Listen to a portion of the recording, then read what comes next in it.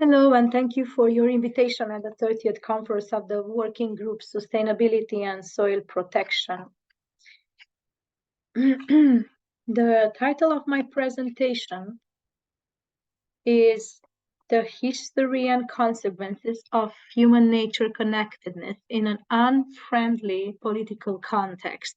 I will present the history and evolution of a now small village in the Danube Delta biosphere reserve named Svištovka. And the results I'm presenting are largely explained in my doctoral thesis from 2019. The research took place between 2013 and 2016. There were a few questions I had before starting this research when I saw the little village of Svištovka. I was wondering, why is this village dying? Why are these beautiful people going away from here where they can be so beautiful, and what makes them living? Beyond the fact that they don't have a place to work, why don't they have a place to work? How comes that they can only practice resistance agriculture and illegal fishing? They who are a fisherman by definition. And a lot of questions that I had made me start digging into the history of the village. These are some images I took from the internet. When this is the classical image of a fisherman from the Danube Delta, you can find on the internet. And these are the ancestors of this kind of people, are the ancestors of the people living now in Svištovka, 18 remaining people living in Svištovka right now. So Svištovka have a community with a double identity. They have an identity of Russian Lipovans, so it's a religious identity. They identify as Russian Lipovans, upholding a specific Orthodox religious tradition that carries traces of the historical plight of persecuted groups within the Russian Empire. And the other dimension of their identity is the native fishermen. They come from the Don River. But later I will discuss about the history of population.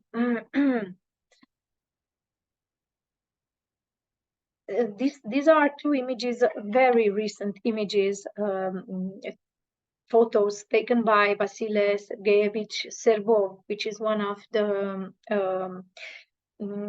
emblematic figures, contemporary emblematic figures of the village. He is a stubborn Russian Lipovan, staying and still living in Svištovka and trying to revitalize the community, especially in the past. The evolution of Svištovka village is incredibly close to the natural and political evolution of a certain area I want to talk about. Of a certain area next to Svištovka, you will later see on the slides. So I'm going to talk about the relation between Svištovka village and this area called Popina, because their relation is strictly connected with the actual dissolution of the village nowadays. So the history of Popina reflects the history of Svištovka community from its formation to nowadays. At the beginning, there was no land. It was only water, the Black Sea and the Danube. And some Russian Lipovans fishermen from the actual today's Vilkov, a village from today's Ukraine, came for fishing on the other side of the river. Meanwhile, the Danube's natural rhythm changed the landscape, and the small community was already kernel. It was resilient and adaptive until the moment it could have control and own management over the surrounding natural resources. The socialist regime and later the constitution of the Biosphere Reserve Authority and the conservation management gradually led to the dissolution of this community. Having had about 800 inhabitants at the beginning of the 20th century, now since 2 days ago, there are 18 people left. Presenting this community of Svištovka together with the history of Popina is an emotional process for me. And I want to emphasize on the fact that this is not simply a story about how a village dies, but the statement reaches beyond this conclusion. The presentation is actually a story of how traditional practices disappear despite the international protection of traditional culture. It's a story about how being under official protection, like under UNESCO's program, does not assure a land's sustainable use. It's a story about how the multiple and intricate property and usage rights between institutions contribute to the continuous degradation of the socio-ecological system. It shows how a new form of colonialism is taking place silently through different types of land grabbing, including the limitation of control over a territory in the name of conservation. And it shows how a restoration project aimed at preserving the biodiversity and the local culture failed to succeed in both dimensions.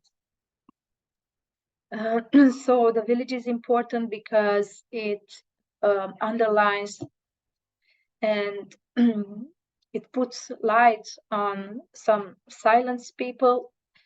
It puts light on the dark side of conservation measures, and it underlines the territorial ties of the fishermen with the territories they live in and work.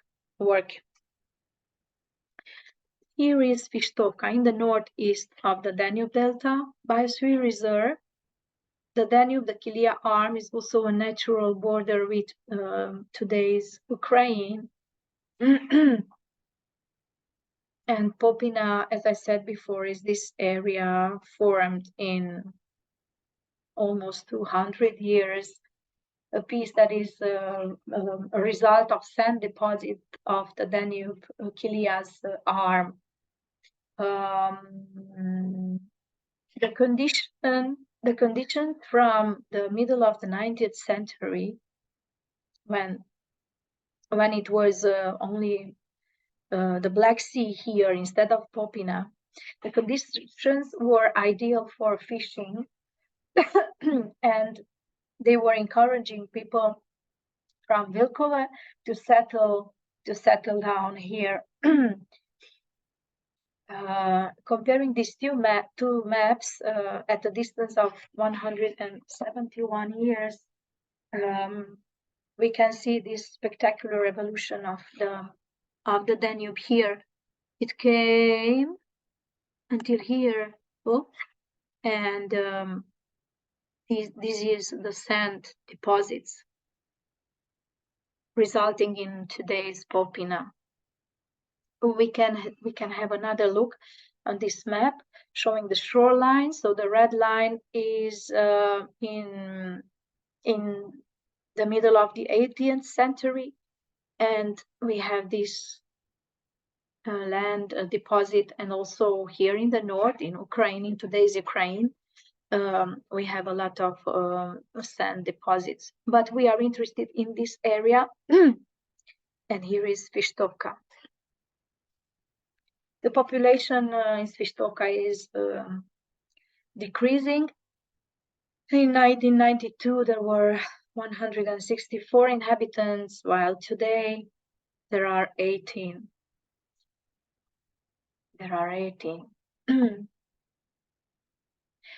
He is Vasile Sergeyevich Serbov, who made in 2013, I think, He made a sketch of a mental map of the village he remembered to be in the 70s, and it resulted map of 78 houses missing in 42 years. So I calculated 2 houses disappearing per year in 42 years. Why this decline in Svištovka? After 4 decades of using this territory under the community's rules, Popina, after 1950, starts to be dammed and divided into several polders and basins under the communist regime, and being the establishment of Popina fish farm being a project from a larger project in the Danube Delta, which I called the taming of nature in the Danube Delta. This is how Popina looked like when the project was finished. Dams and dams and dams and channels, artificial channels, and of course people had no more free access to the land. There are 3 periods of land use of Popina. There is the traditional land use before this collectivization, before the socialist regime, the use during the communist regime for about 4 decades, and the use after the 90s.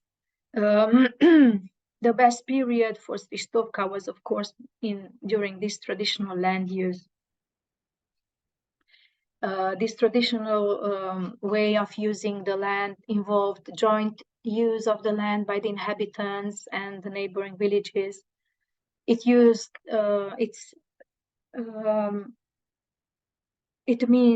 meant use in function and in direct connection with water levels by alternating economic activity, fishing with agriculture and reed harvesting. It meant a minimal human intervention, and it meant maintaining the functionality and making the land more efficient by non-invasive means.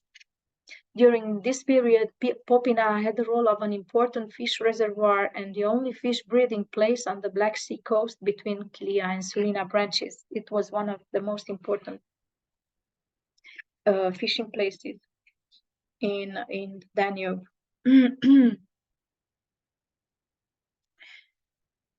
Yes, during this period, when the current surface of the 2 basins constitutes an area of common resources, the locals are directly interested and involved in the maintenance of these lands, having responsibility and decision-making over Popina.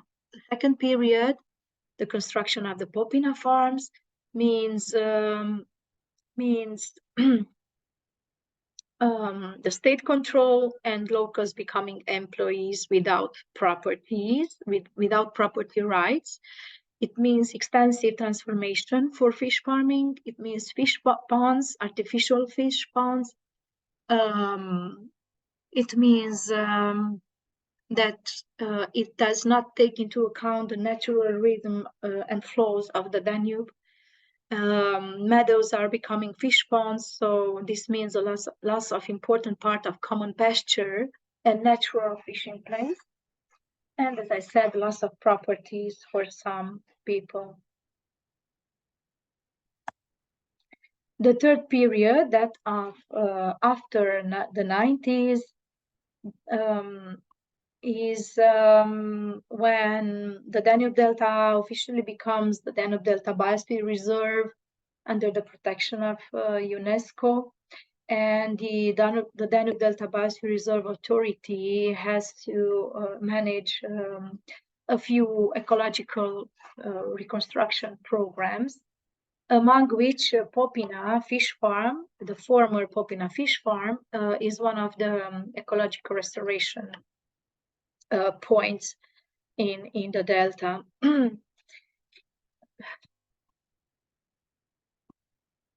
Yes.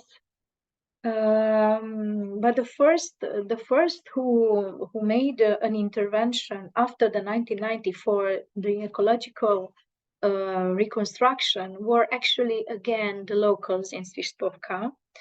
They were those who made a bridge in the dike.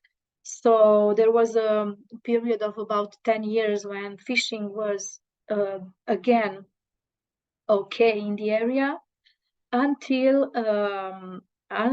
there was a struggle of property rights between the Danube Delta Biosphere Reserve Authority and Tulcea County Council, and also private enterprise, Piscicola Sulina. So when they came into the terrain, people were again excluded. And again, the biodiversity of the land, as people were forbidden to, as local people were forbidden to intervene, actually nobody intervened in the region, so Popina became again totally, completely unproductive. Even though the program for reconstruction implied an implication from the local community and also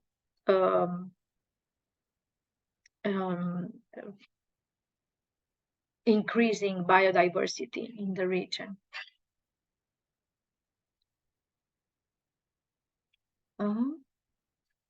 But how do you manage a wilderness full of human stories?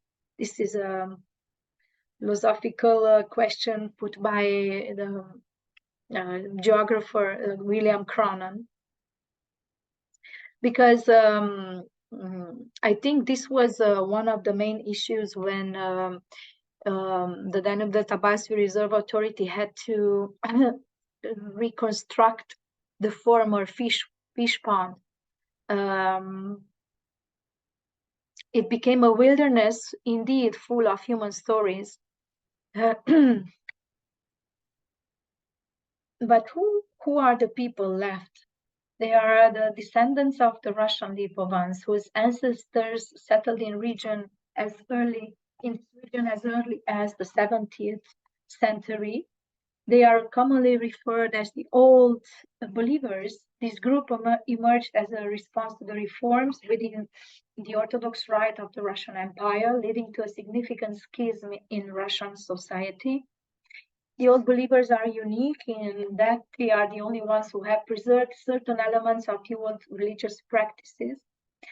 Among the Old Believers, there exists a subgroup known as the Cossacks, a more allied category of Old Believers who opposed to the Russian Empire and sought freedom in the Ottoman Empire. Today, the Russian Lipovans, descendants of the Cossacks, constitute one of the largest minority in Romania. Svistovka is home to Old Believers who originally resided on the other side of the Danube in present-day Ukraine, particularly from Vilkovo, with historical records dating back in 1740. So they were fishermen hailing from Don River, searching for new fishing grounds, and they discovered this place with a ready market and substantial demand for their catch at the Danube, at Kilia branch. The fish they captured served as a primary food source for soldiers from both empires and was traded in regions like Austria, Moldova, and Odessa. While they also engaged in agriculture, particularly orchards and grape cultivation, fishing had a central role. For the Old Believers, fishing transcended its economic aspects and held profound biblical significance. Fishing was seen as a way of life that was not only pleasing to God, but also a noble profession in the eyes of a devout Christian. Losing the right to fish would equate to a profound loss of their core identity. So losing the right to fish and the access to water sources is a direct threat to their identity. This is a common image in Svištovka nowadays. As a consequence of Popina becoming ecologically lifeless, both the community hall and the Danube Delta Biosphere Reserve Authority appear to be passive in their approach, seemingly waiting for the village to fade away. Only the Russian Lipovan, the national Russian Lipovan community and the alt-right Orthodox Church in Romania have taken responsibility for the village's church, which stands at the sole recently renovated structure. This church retains its role as a spiritual haven for alt-right practitioners, preserving a vision of Svištovka as a sacred place to their community. Here are some key findings and conclusions. From the research, the loss of the historical land use and control rights ultimately results in the dissolution of the community. The community might have had the potential to adapt and thrive if viable alternatives had been explored, but unfortunately the authorities displayed no inclination to support the preservation of the village. The Danube Delta Biosphere Reserve Authority shows no inclination to maintain the local population within the area, and unfortunately it has not succeeded in revitalizing the Popina fish farm, despite the existence of a broader ecological restoration program for the entire Danube Delta region. Conservation initiative should strongly consider the convivial conservation concept as proposed by Busher and Fletcher in 2020. Failing to do so could lead to adverse consequences for both the environmental and the local culture. Conservation. The key takeaway here is that directly involving the local community and aligning with their specific interests rather than pursuing global objectives is likely the most effective path towards achieving social and ecological sustainability in a natural environment. For me, this case of Popina-Svištovka relation is a very, very obvious example of how people having a direct contact with the territory by working it will make them have responsibility over the terrain, the territory, and also a very clear example of this a very direct relation between the using of the land and the community related to this land. So basically we can say that if Popina is dead, Svištovka will be the same in a few years. Thank you for this opportunity of participating at your conference.